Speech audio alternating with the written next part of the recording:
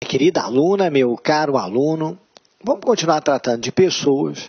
Agora a gente vai falar de pessoa jurídica. Na aula passada a gente falou da pessoa natural. Então o segmento do nosso curso de Direito Civil agora é com o tema pessoa jurídica. Só para a gente entrar no nosso primeiro slide, lembrar você que quando a gente fala em pessoa, a gente se refere a quê? Ao sujeito de direito. Pessoa é aquele que pode contrair direitos e assumir obrigações. Ora, essa pessoa pode ser a pessoa natural, o ser humano, mas essa pessoa pode ser a pessoa jurídica, o ente coletivo. Então, quando eu penso em pessoa, eu vou pensar tanto na pessoa natural quanto na pessoa jurídica. Aula de hoje, o tema é pessoa jurídica. Logo de cara, a gente vai para a nossa primeira classificação de pessoa. A pessoa jurídica, ela pode ser direito público ou direito privado. Ou seja, pessoa que é regida pelas normas do direito público, pessoas que são regidas pelo direito administrativo, pelo direito internacional público, pelo direito financeiro, e pessoas que são regidas pelo direito privado, pelo direito civil, pelo direito empresarial. As pessoas jurídicas de direito público podem ser interno, para dentro do Brasil, e externo, para as relações internacionais. Antes da gente ver qual é cada uma delas, como é que funciona cada uma delas, eu queria chamar a atenção aqui do artigo 40. O artigo 40, de alguma maneira, reproduz isso aqui, ao dizer que as pessoas jurídicas são de direito público, interno ou externo, e direito privado. Então, pessoas jurídicas de direito público pode ser interno e externo, e as pessoas jurídicas podem ser de direito privado. Beleza? Vamos lá. Pessoas jurídicas de direito público interno, para dentro do Brasil, para as relações internas. União, Estados, Distrito Federal e territórios. Repara que ele inclui aqui o território, né? O território é um tipo de autarquia. Território, na prática, não existe mais. Todos acabaram em 1988, mas continua existindo na teoria. A Constituição fala em território no artigo 18, no artigo 33, então, de alguma maneira, tem que tomar cuidado com o território. Temos ainda os municípios, as autarquias, incluindo as associações públicas. Não sei se você tem direito administrativo de cabeça, mas as associações públicas que ele cita aqui são os consórcios de direito público. Os consórcios podem ser direito público ou direito privado. Se forem direito público, fazem parte da administração indireta com o nome de quê? De associação pública. E as demais entidades de caráter público criadas por lei. Exemplo dessas demais entidades de caráter público criadas por lei. As fundações públicas de direito público. Lembra você que as fundações públicas podem ser direito público ou direito privado, né? Sendo direito público, seria direito público interno, aqui inclusas. Legal? Só um cuidadozinho, uma pequena nuancezinha, mas é importante, que a União, os estados, o Distrito Federal e os municípios são chamados de quê? De entes políticos, de entes federativos. Então, União, Estado, Distrito Federal e municípios são os entes políticos, os entes federativos. Combinado? Vamos seguir a nossa conversa? Vamos agora para o artigo 42. Só apagar aqui.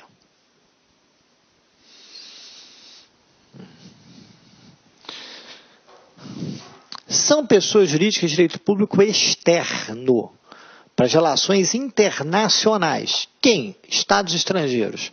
França, Canadá, Guiné-Bissau, África do Sul, Nova Zelândia, Japão, México, por aí vai. Quem mais? As pessoas regidas pelo DIP. DIP é Direito Internacional Público, como você vê aqui, ó.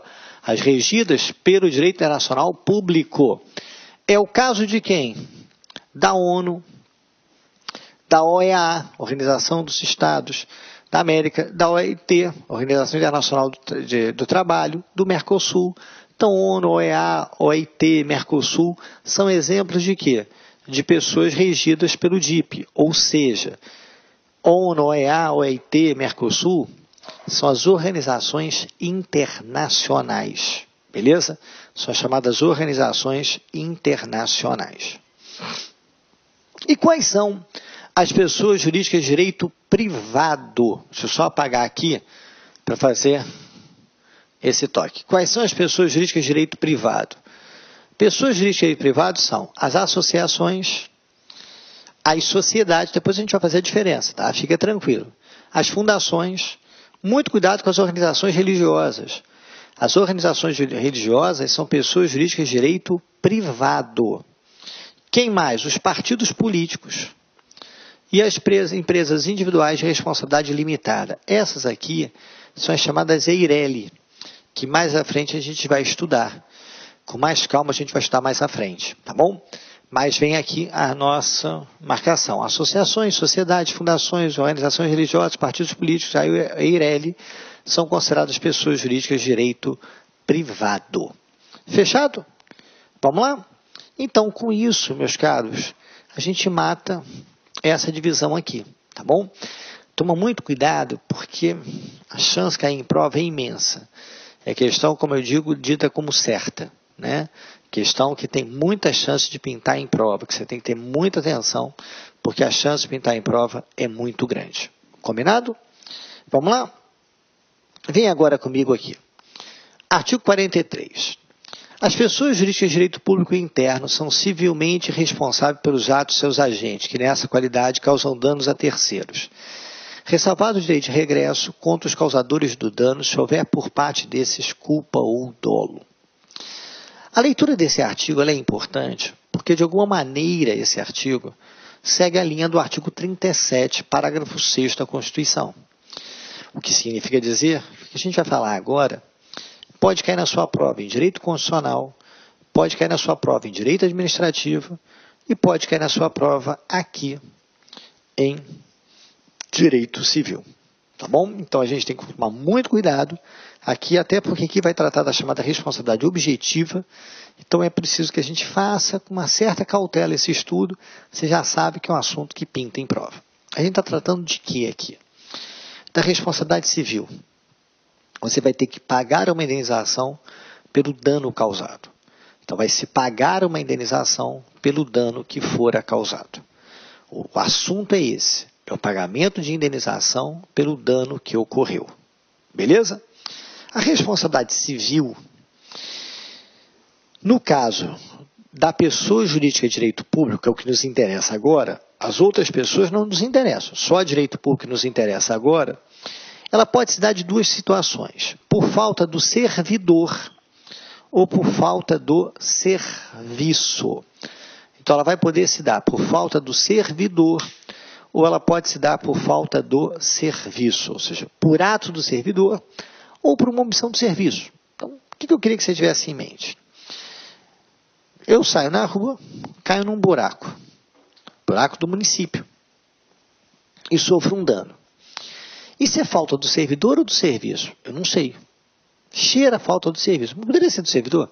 O servidor abriu o buraco, esqueceu de tomar os cuidados, esqueceu de fechar, ou esqueceu de botar uma proteção em volta, foi embora, houve um acidente. A falta foi do servidor. Mas não, o buraco estava aberto ali, pela má manutenção, o poder público não manda consertar, aquilo vai passando dias e mais dias, ao fato, houve uma omissão do Estado, falta do serviço. Então, toma cuidado, porque é possível que haja as duas coisas. É claro que assim, acidente de trânsito, o servidor está dirigindo o carro, falta do servidor.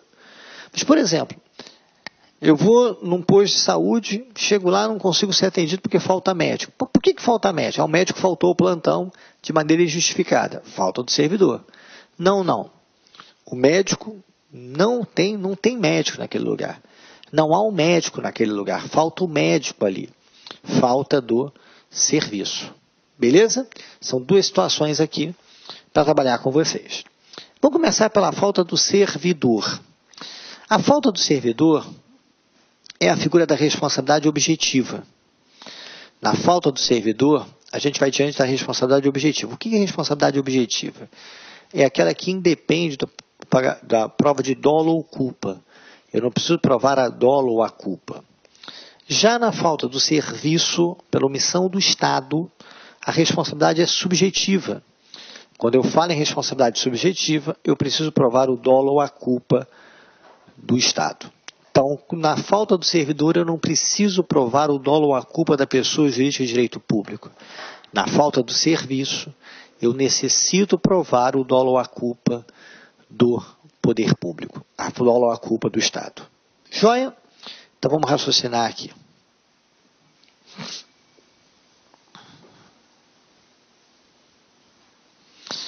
Vem para cá. Falta do servidor.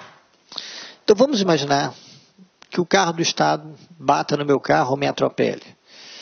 Vamos imaginar que eu, Guerrinha, vou num posto de saúde, sou mal atendido, um médico falar comete um erro médico. Vamos imaginar que um professor perca um pouco a paciência e acabe agredindo um aluno. Falta do servidor. Quando eu estiver diante de falta do servidor, a responsabilidade da pessoa jurídica, ela é objetiva. Então, eu, vítima, entrarei com uma ação contra a pessoa jurídica. Eu, vítima, acionarei a pessoa jurídica. E essa pessoa jurídica terá responsabilidade objetiva. Essa pessoa jurídica terá responsabilidade objetiva. Então, para eu cobrar da pessoa jurídica, eu não preciso provar o dolo ou a culpa dessa pessoa jurídica. Eu não vou precisar provar o dolo ou a culpa da pessoa jurídica. Depois que a pessoa jurídica me pagar, regressivamente ela vai cobrar do agente. Então, repare que a vítima, no primeiro momento, cobra da pessoa jurídica de direito público. A vítima vai cobrar da pessoa jurídica de direito público. Depois, a pessoa jurídica de direito público vai cobrar de quem? Do agente. Só que na hora que for cobrar do agente, do servidor, em sentido amplo, é preciso provar o dolo ou a culpa do agente. O que significa dizer que a responsabilidade do agente, ela é o quê? Subjetiva. Eu preciso provar o dolo ou a culpa do agente. Portanto, a responsabilidade do agente será subjetiva. Beleza? Então, volta aqui. Deixa eu só apagar. Mas essa é a ideia que você tem no artigo 43. Então, vem comigo aqui.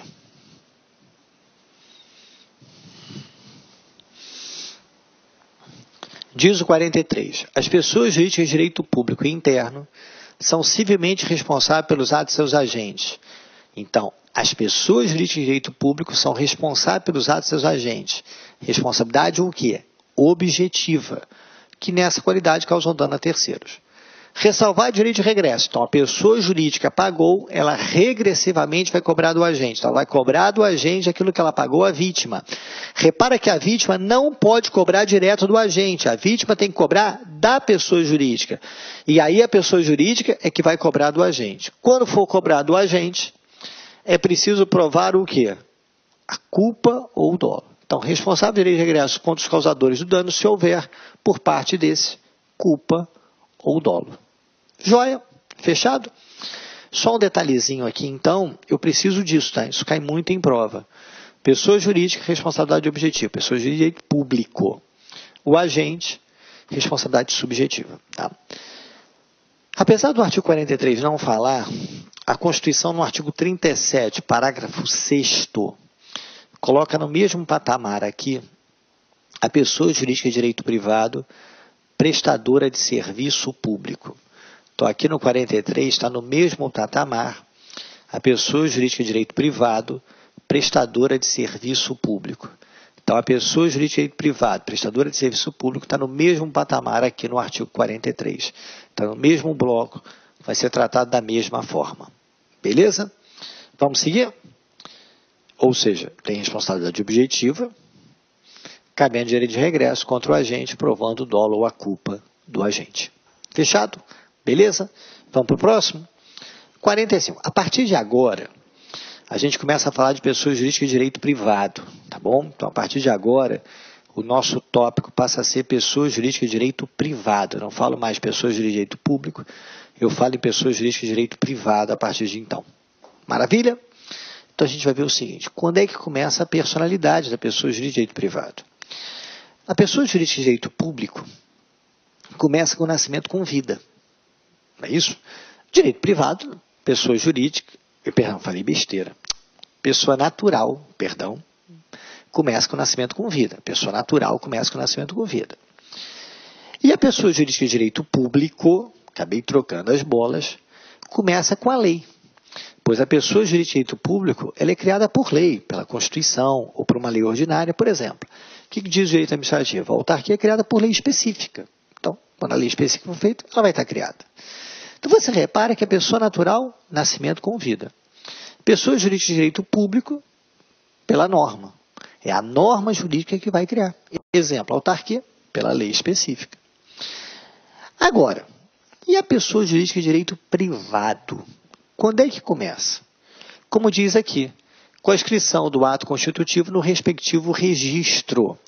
Então, a personalidade começa quando se inscreve o ato constitutivo no registro, quando ela é registrada, no momento em que ela for registrada.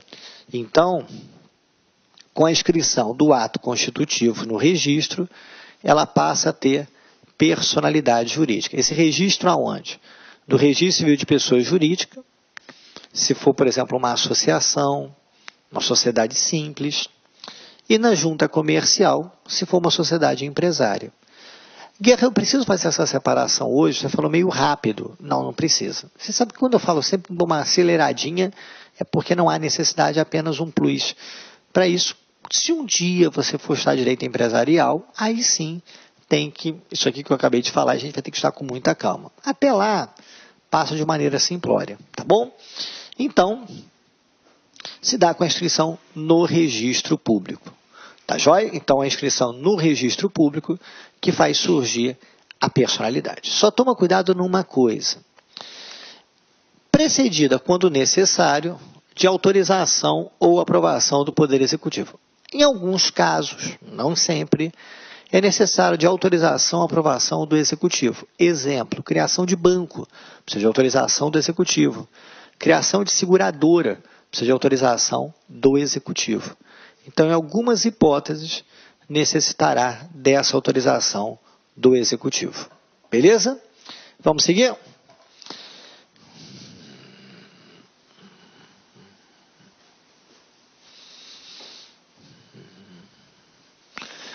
Vem comigo agora no parágrafo único. Decai em 3 anos o direito de anular a constituição das pessoas de direito privado, prefeito do ato respectivo, contando o prazo de aplicação de sua inscrição no registro. Como assim? Eu vou anular o ato de constituição. Poxa, Guerra, aqui você falou em ato constitutivo, aqui você falou em ato de constituição, mas o que é isso? Então vamos juntar o caput com o parágrafo único indo bem para a prática? Imaginar que a gente queira criar nós dois aqui uma sociedade. O que a gente tem que fazer? A gente tem que fazer um contrato social, que é o ato constitutivo. Feito esse contrato social, a gente tem que levar a registro. No momento que a gente registrar, essa pessoa jurídica passa a existir. Só que, por exemplo, se você vai criar uma associação, uma fundação, se você vai criar uma associação, assim, todos nós aqui do LAC vamos criar uma associação. A Associação dos Concurseiros. Vamos imaginar que a gente cria uma entidade sem fins lucrativos. A gente vai fazer um estatuto. Depois que a gente faz esse estatuto, já tem personalidade jurídica? Não, não tem ainda não. Feito o estatuto, não tem personalidade jurídica. Não é pessoa jurídica ainda. Tem que o quê? Tem que registrar. No momento que registrar, passa a ter personalidade jurídica. Mas vamos imaginar que aquele contrato social, aquele estatuto, apresente alguma nulidade. Imagina isso, tá? O estatuto, o contrato social tem alguma nulidade. Beleza. A gente vai querer anular aquilo. Como é que a gente faz para anular? Ação judicial, é óbvio, né? Vai pedir ao juiz para anular, só que tem um prazo. Então, nesse caso, a gente vai ter um prazo decadencial de 3 anos. E esse prazo decadencial de 3 anos a contar de quê? Da publicação. Esse prazo decadencial de 3 anos a contar da publicação. Então, esse esse prazo decadencial de 3 anos a contar da publicação. Beleza? Joia até aqui? Vamos seguir?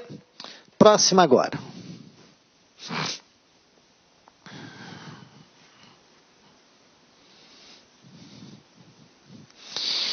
Na hora que a gente for registrar a sociedade, o que o ato constitutivo tem que constar? Então, gente, lembra aquela sociedade que nós dois íamos fazer? O que o nosso contrato tem que trazer? Lembra daquela associação de concurseiros que todos nós aqui do LAC íamos fazer? O que tem que trazer? O artigo 46 enumera que o registro tem que declarar o quê? Aí eu vou pedir para vocês darem uma lida. Tá? Eu vou pedir para você dar uma lida para a gente passar um pouquinho mais rápido aqui, já que se cair em prova, não cai muito, mas se cair uma decoreba. Só para ter uma ideia. O nome, né, a denominação, qual o nome da nossa sociedade? Cria um nome aí, esse nome a gente vai ter que botar no contrato social. A finalidade, a sede, o tempo de duração, qual o fundo social, qual a finalidade dela, o nome, com a qualificação dos fundadores, o modo que se administra, quem é que vai representar, se o ato constitutivo é reformável, se é reformável de que modo, qual a responsabilidade dos membros, quais são as condições de extinção da pessoa jurídica, isso tudo o registro tem que declarar. Beleza? Joia até aqui? Então vamos lá. Agora, uma questãozinha não decoreba. Aqui é decoreba de lei. Prova literalidade. Vamos agora para uma prova de não literalidade. Em cima dessa história de que o ato constitutivo tem que declarar, em cima dessa história de que tem que levar a registro, qual é a capacidade da pessoa jurídica? Não sim, pelo seguinte, olha só. A pessoa física a gente estudou, que a gente viu que a pessoa natural tem capacidade de direito, mas a pessoa natural, nem todo mundo tem capacidade de fato. Na capacidade de fato, a gente tem o absolutamente incapaz, o relativamente incapaz e o capaz. Lembra disso? Fechado, tranquilo. Vamos juntos, seremos felizes aí até aqui. E a pessoa jurídica? Como é que fica? Capacidade de direito ela tem, porque todo mundo tem. E capacidade de fato? A capacidade de fato da pessoa jurídica ela é limitada. E ela é limitada por quem? Pelo ato constitutivo ou pela lei. Então, ela vai ser limitada pelo ato constitutivo e pela lei. Aí a gente vai depender, primeiro, se ela é pessoa de direito público, de direito privado, e também se para aquela lei, para aquela tipo de atividade que ela tem, existe alguma lei específica ali. Por isso que eu deixei bem claro o ato constitutivo ou a lei. Em que sentido essa limitação pelo ato constitutivo e pela lei? É esse princípio aqui da especialização. Vem a ser esse princípio aqui. A capacidade da pessoa jurídica é limitada aos direitos e vinculações limitados aos direitos adequados aos interesses que perseguem. O que é isso? Traduzindo. A capacidade da pessoa jurídica é limitada à sua finalidade, ao seu objeto social. Nós dois criamos uma sociedade. Para quê? Nós criamos uma sociedade que é um escritório de advocacia. Então, a capacidade de fato está limitada ao exercício da advocacia. Não, Guerra, nós dois juntos vamos montar um bar. A gente resolveu montar um bar. Então, a capacidade de fato está ligada à atividade bar. Então, o ato constitutivo vai dizer para a gente qual a finalidade daquela entidade. E, ao dizer a finalidade, estará estabelecendo o quê? A capacidade dela.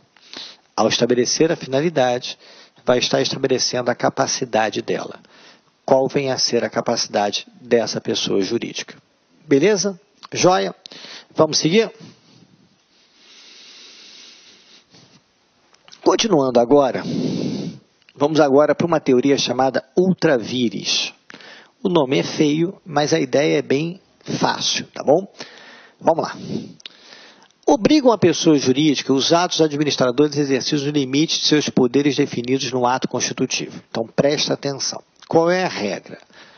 A pessoa jurídica obriga-se pelos atos administradores. Então, Aquilo que o administrador fizer, a pessoa jurídica se obriga. Mas ela se obriga até os limites dos poderes definidos no ato constitutivo. Ela vai se obrigar até os limites previstos no ato constitutivo. A contrário, o censo, ela não se obriga por aquilo que vai além do ato constitutivo. Ela não se obriga por aquilo que vai além do ato constitutivo. Então, ela não vai se obrigar porque for além. Ela se obriga até o ato constitutivo. O que for além do ato constitutivo, ela não se obriga. Beleza? Essa é a teoria ultra vires. Então, veja bem. Vem para cá aqui. Vê se faz sentido esse texto que está aqui em cima. O que a teoria ultra vires significa? Caso o administrador do exercício da gestão pratique atos contrários ao ato constitutivo ou atos não previstos no ato constitutivo, a pessoa jurídica não será responsável. Então, se o administrador praticar atos contrários ao ato constitutivo, a pessoa jurídica não será responsável. Ela é responsável o que está no ato constitutivo, pelo poder que está no ato constitutivo. Se ele pratica um ato que não tem poderes no ato constitutivo, a pessoa jurídica não responde. Joia? Portanto, qual a consequência?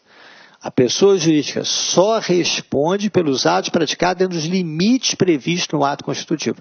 É interessante que a gente acha que o ato constitutivo é bobo. Não, ele é importantíssimo. Está aqui um exemplo. Beleza? Vamos seguir? Artigo 48 agora.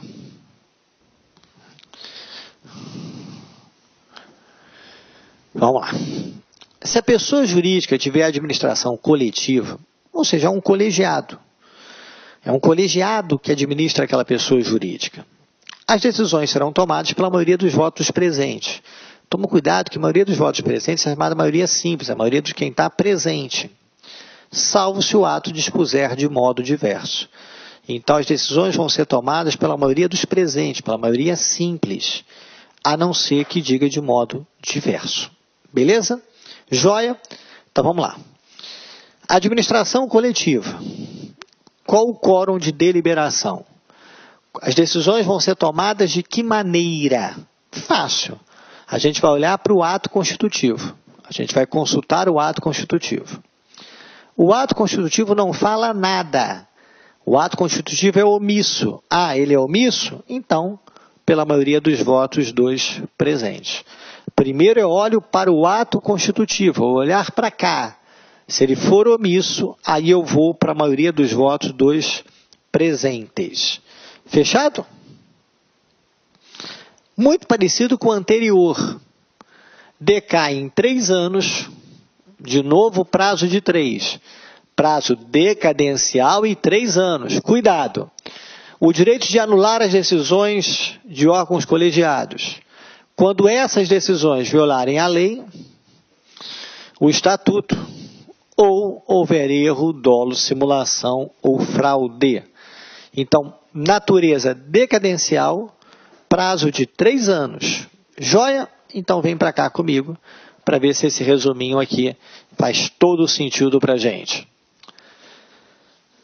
Deixa eu só apagar, para deixar o quadro mais limpo para você. Anulação das decisões emanadas de administração coletiva. Se a gente vai anular a decisão que vem de administração coletiva, isso tem uma natureza decadencial. Tá joia? Quais são os motivos da anulação? Violação da lei ou do estatuto, erro, dolo, simulação ou fraude. Então, violou a lei, violou o estatuto, erro, dolo, simulação e fraude. Qual o prazo? 3 anos. O prazo vem a ser 3 anos. Fechado? Beleza? Prazo decadencial. Eu sei que você fala assim, o que é isso, negócio de decadência? Eu nunca ouvi. Mais à frente a gente vai estudar decadência e prescrição. Mas é bom já falar, porque quando você for rever a matéria, depois de você estudar decadência e prescrição, vai ficar muito mais fácil, tá bom? A gente depois vai ver, né, que prescrição está ligada ao chamado direito subjetivo, decadência ao direito potestativo, mas aguenta um pouquinho para a gente chegar lá. Falou? Vamos seguir? Artigo 49.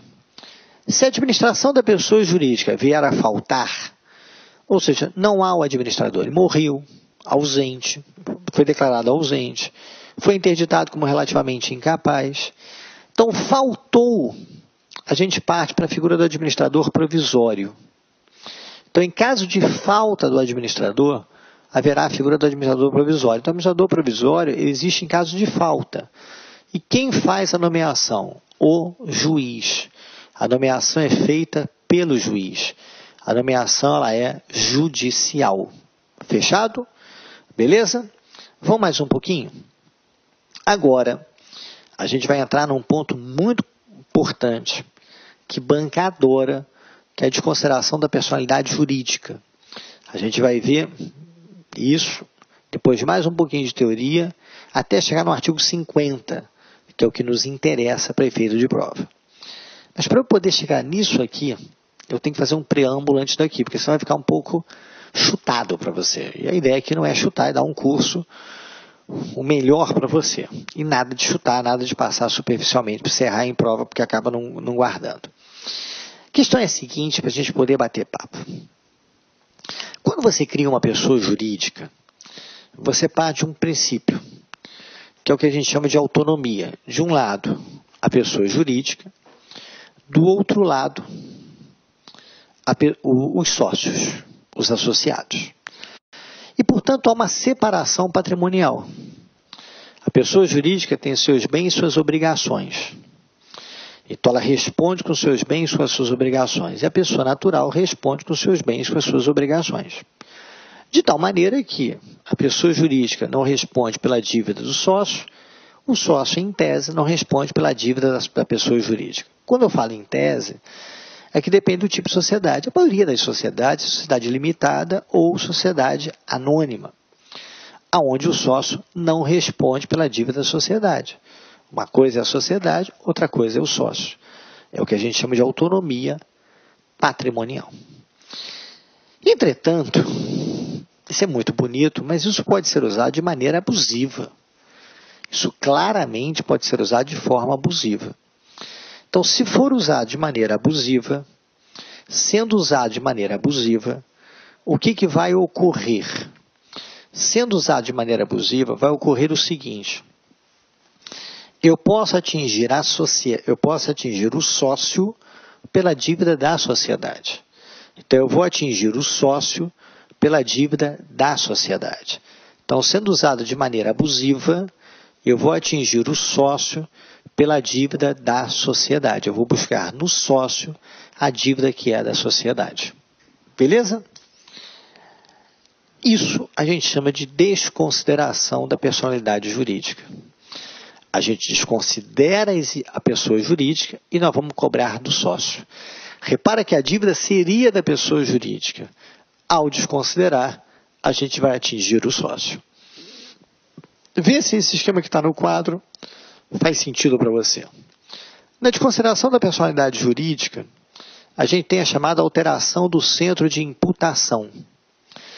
Ou seja, ao invés de imputar a dívida à sociedade, imputa-se aquela obrigação ao sócio. Isso que é alterar o centro de imputação. Então, ao invés de eu imputar a dívida à sociedade, eu passo a imputar a dívida ao sócio. Então, eu vou buscar no sócio a dívida que é da sociedade. Beleza? Essa é a alteração do centro de imputação. Eu vou buscar no sócio a dívida da sociedade. Essa alteração do centro de imputação cai aqui. Volto a repetir. Você atinge o sócio pela dívida social. Não há extinção da personalidade jurídica. A pessoa jurídica não acaba. Apenas o sócio responde pela dívida da sociedade. Ok? Essa desconsideração hoje está no Código Civil, mas não teve só no Código, ela estava em outras normas. Com destaque ao Código de Defesa do Consumidor, o chamado CDC. Há em outros lugares, tá ok? Mas aqui a gente vai destacar esses dois com a de nossa prova, que eu estou pensando na prova e por isso que eu destaco esses dois. A gente fala que no Código Civil tem a chamada teoria maior e no Código de Defesa do Consumidor a teoria menor. Esse nome maior e menor eu particularmente não gosto muito, eu acho que ela não é um nome didático, ele pode te induzir a erro, achar que uma é maior do que a outra, não é isso. Maior em sentido de exigência, uma existe mais do que a outra. No Código de Defesa do Consumidor, a teoria se aplica de maneira menos complexa, porque ali você tem a ideia de defender o consumidor. Você parte da vulnerabilidade do consumidor, então você vai defender o consumidor. Então, por isso que você vai exigir menos. Já na teoria maior, é a do Código Civil, onde a exigência é maior. Tá joia? Então, vamos lá para o artigo 50. Moçada, o Código de Defesa do Consumidor a gente até vai citar, mas, por favor, é a teoria maior, é o Código Civil que nos interessa. Então, em caso de abuso de personalidade jurídica, caracterizado pelo desvio de finalidade ou confusão patrimonial. Repara bem que, para eu ter a desconsideração da personalidade jurídica, eu vou ter que fazer prova do abuso da personalidade, caracterizado pelo desvio de finalidade ou pela confusão patrimonial. Então, eu terei que fazer prova disso. Nesse caso, ao requerer ao juiz a desconsideração, eu provo que houve um abuso de personalidade. Eu provo que houve um desvio de finalidade ou uma confusão patrimonial. Diga-se passagem, em termos práticos, a função patrimonial é mais fácil. Claramente, exemplo de confusão, a sociedade não tem nada em nome dela, só tem dívida. E todo o patrimônio está em nome do sócio. Claramente você fez uma confusão. O de finalidade é mais difícil, mas pode ocorrer. A sociedade começou a praticar atos ilícitos, fazendo com que ela responda, fazendo com que, ao cobrar dela, não tenha mais nada em nome dela. Ela começou a dissipar todo o patrimônio dela. E aí eu vou ter que buscar no sócio. Então, a desconsideração da personalidade jurídica se dá em situações excepcionais como essa. O que é importante salientar também é essa parte próxima que está marcada. Pode o juiz decidir a requerimento da parte do MP. Ou seja, o juiz não pode fazer de ofício. O juiz tem que fazer a requerimento da parte ou do Ministério Público. O juiz não faz de ofício, ele não faz de ofício. Se perguntar em prova se ele pode agir de ofício na desconsideração, resposta, nem sonhando. A desconsideração ele não pode agir de ofício, ele tem que agir a pedido. Beleza? Aí vamos lá.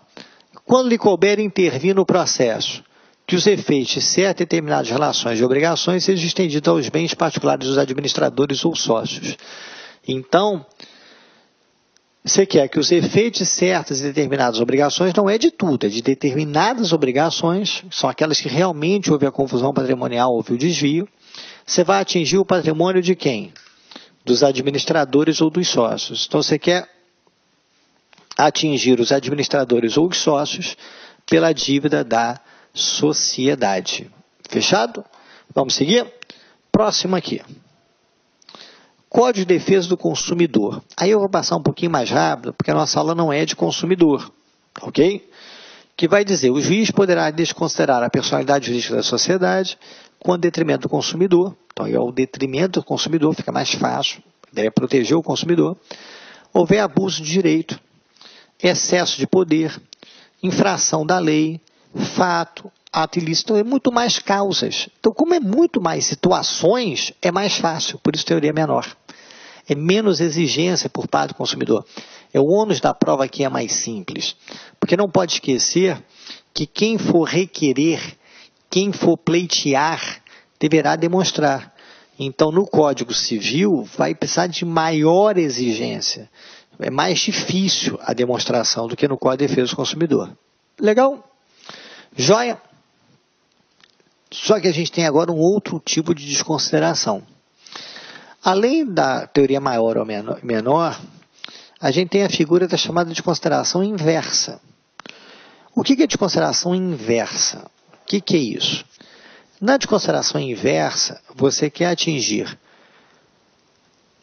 a sociedade pela dívida de quem? Do sócio. É por isso que é inversa. Porque com a desconsideração normal, eu vou atingir o sócio pela dívida da sociedade. Eu vou cobrar do sócio a dívida que é da sociedade. O que é desconsideração inversa? Na inversa, eu vou atingir a sociedade pela dívida que é de quem?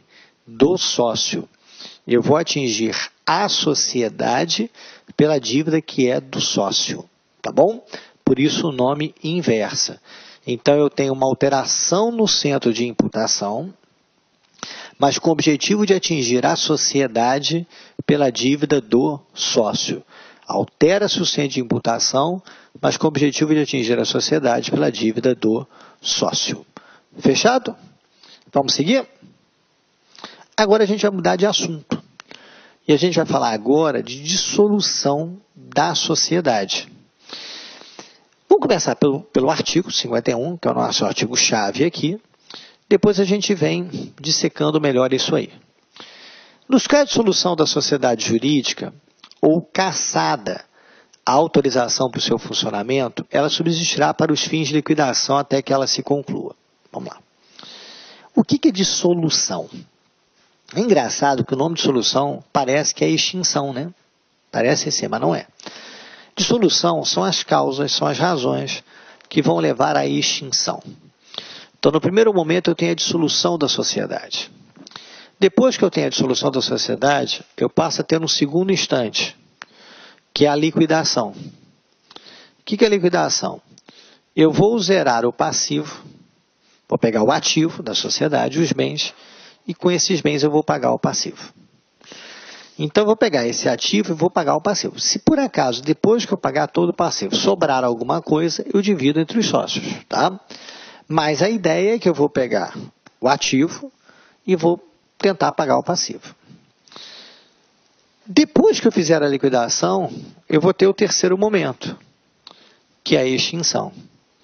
Eu vou ter o terceiro momento, que é a extinção. Então, primeiro eu faço a dissolução, depois eu parto para a liquidação, depois que eu fizer a liquidação, eu caio aonde? Na extinção. Combinado? Joia até aqui? E aí eu teria a extinção. Aí acaba a sociedade de vez, acaba aquela pessoa jurídica. Mas repare que eu preciso desses passos. Primeiro a dissolução, depois a liquidação, para depois a extinção. Legal até aqui? Vamos lá. Opa, desculpe, apertei o botão errado aqui. Vamos seguir.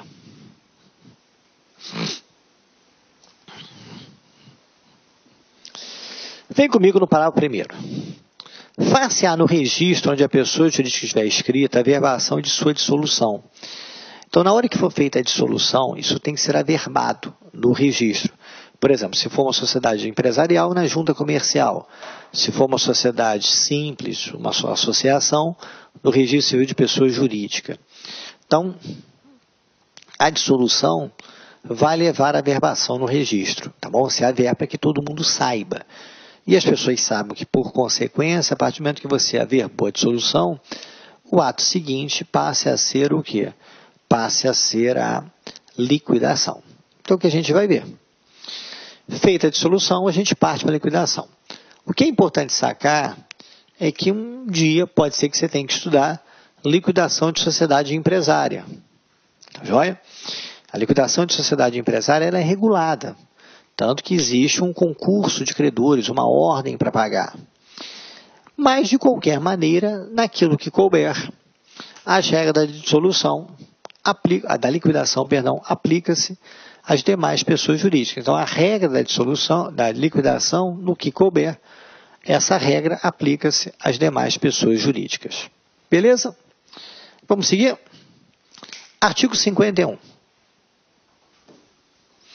Então, lembrando, primeiro a dissolução, depois da dissolução eu passo para quê? Eu parto para a liquidação. Primeiro eu dissolvo, para depois liquidar. Beleza? Feita a liquidação, eu parto para quê? Para a extinção. Feita a liquidação, eu parto para a extinção. Essa extinção precisa de um ato formal. Ela necessita de um ato formal. E esse ato formal se dá através de quê? Do cancelamento da inscrição da pessoa jurídica. Você precisa cancelar a inscrição da pessoa jurídica. Então, você vai ter um ato formal que vai ser o cancelamento da inscrição da pessoa jurídica. Você vai dar baixa no registro. Usando uma expressão bem popular, esse cancelamento é você dar baixa no registro. Como ato pretérito, eu tenho a liquidação. Ou seja, para essa dissolução, como ato pretérito a ela, eu tenho a liquidação, tá bom? Então, o ato anterior será a liquidação. Legal até aqui? Vamos seguir? Artigo 52. Aplica-se às pessoas jurídicas no que couber a proteção dos direitos da personalidade. Muito importante aqui para a gente. Os direitos da personalidade, eles se originam na pessoa física. Os direitos da personalidade são inerentes à pessoa natural. Quando eu penso no direito da personalidade, eu vou pensar na pessoa natural. Ele está inerente à pessoa natural. Mas diz o artigo 52 que naquilo que couber, pode valer para a pessoa jurídica. Naquilo que couber, valerá para a pessoa jurídica. Que é o que você tem aqui no artigo 52. E como exemplo, a gente tem o direito à honra objetiva. Então vamos dissecar um pouquinho, vamos perder um pouquinho de tempo para a gente analisar essa história da honra aqui. Depois eu dou até outros exemplos, tá bom? Repara bem, quando você pensa em honra, a honra pode ser de duas formas. Nós temos dois tipos de honra. A honra interna. É a minha honra interna, a minha dor interna, a sua. Então, por exemplo, se uma pessoa me xingar, se uma pessoa me agredir verbalmente, isso pode internamente me atingir. Posso ficar mal, posso ficar com uma certa vergonha, posso me sentir deprimido, uma depressão naquele momento, uma depressão temporal. Eu posso ficar inibido socialmente. Isso é a honra interna. Essa honra interna só a pessoa física que tem. Só a pessoa natural é que tem. Essa honra interna é inerente à pessoa natural. Entretanto, a gente tem a honra externa. E essa honra externa significa o quê? A maneira pela qual a pessoa vai se comportar. Como é que as pessoas vão me ver. É a minha imagem. Então, como é que você imagina? Como é que você me tem? Como é que a minha honra reflete em você? Então, exemplo, você diz assim, ó, fulano é probo, fulano é reto, fulano é uma pessoa correta. Não, fulano não é. Essa é a honra objetiva. A pessoa física ela tem honra subjetiva e objetiva, enquanto que a pessoa jurídica tem a honra objetiva. Olá, meus amigos, minhas amigas, e aí, gostou da aula do professor? Professor top de linha, eu, professor Luiz Antônio Carvalho, estou aqui para fazer um convite muito especial. Convido vocês a conhecer a nossa metodologia, conhecer o nosso curso super completo e atualizado, com os melhores professores do mercado aqui do Lá Concurso, o curso para o Tribunal Regional Eleitoral do Rio de Janeiro. Aqui, nós temos aqui o melhor custo-benefício. Nesse curso nosso custa apenas 10 parcelinhas aí de R$20. Você vai ter direito aí assistir o restante dessa videoaula e muito mais. Esse curso nós temos hoje já disponível aí em torno de 270 videoaulas com esse padrão de qualidade que vocês acabaram de assistir. Tá certo, meus amigos? Já esquecendo, você quer esse material de apoio do professor? Então você pode fazer o download gratuitamente, clique no link aqui embaixo, clique lá, faz um cadastrozinho, você vai poder baixar esse material de apoio de forma gratuita aqui do Lá Concurso. Tá certo, meus amigos? Então espero vocês aqui do Lá. Forte abraço, fique com Deus. Tchau, tchau. Clique lá.